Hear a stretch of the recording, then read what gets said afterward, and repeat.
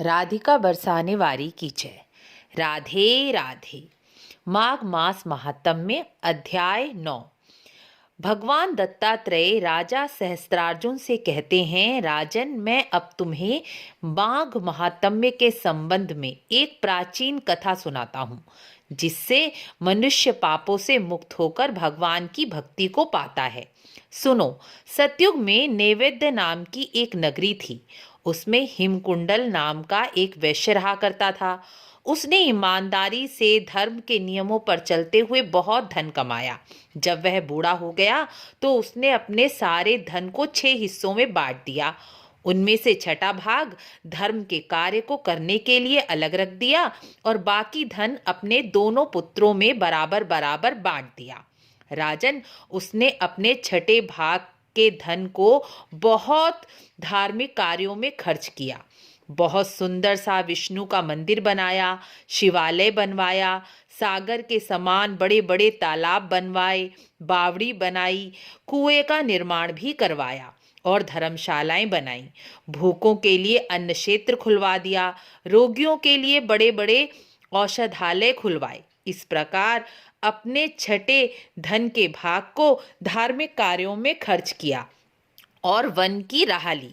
योग के द्वारा भगवान विष्णु की भक्ति करके शरीर को छोड़ने के बाद स्वर्ग को चला गया। इस प्रकार हिमकुंडल तो स्वर्ग चला गया, लेकिन उसके दोनों पुत्र अपनी सुंदरता और अचानक से इतना धन मिल जाने के कारण बुरी संगत में फंस गए। अब वह दिन रात मदिरा पीते रहते, मांस खाते, वेश्याओं के पास जाते। वह इतने अहंकारी हो गए कि अपनी माता और बड़े बूढ़ों की बात को भी नहीं मानते थे। अब वह दुष्ट जुआ खेलने लगे, स्त्री गमन करते रहे। इस प्रकार बुरी संगत और जुआ खेलने की लत के कारण अपने पिता का दिया हुआ इतना सारा धन, जो समुद्र के समान था, वह भी उसने थोड़े ही समय में नष्ट कर डाला। अंत में एक भी पैसा नहीं बचा और वह पैसे पैसे को मोहताज हो गई। तो संबंधी और मित्र भी अलग हो गए और अब तो उनसे कोई बात भी नहीं करता था।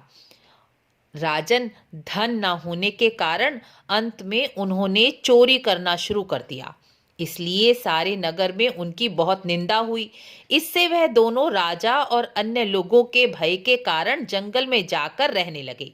अब वह जंगल में शिकार करके जीवन यापन करने लगे।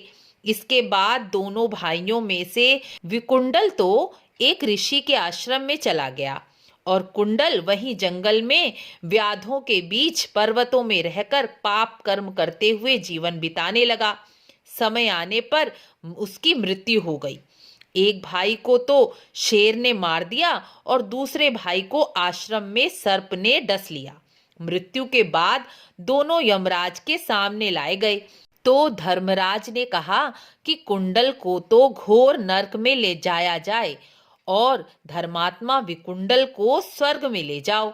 इसके बाद कुंडल को असीपत्र नाम के नरक में डाल दिया गया और विकुंडल को धर्मराज का दूत स्वर्ग में पहुंचाने के लिए चल पड़ा।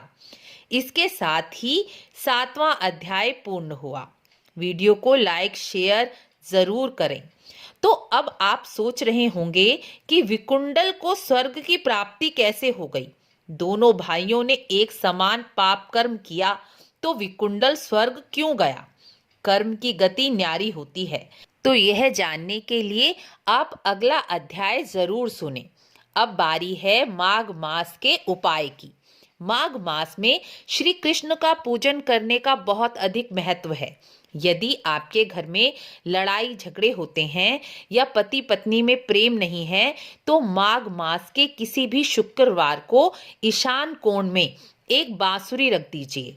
और जिस पति पत्नी में प्रेम नहीं है, तो वह अपने बेडरूम में पलंग के सामने राधा कृष्ण की बड़ी तस्वीर लगा दें और उसे रोज प्रणाम करके आपस में प्रेम बढ़ने की प्रार्थना करें।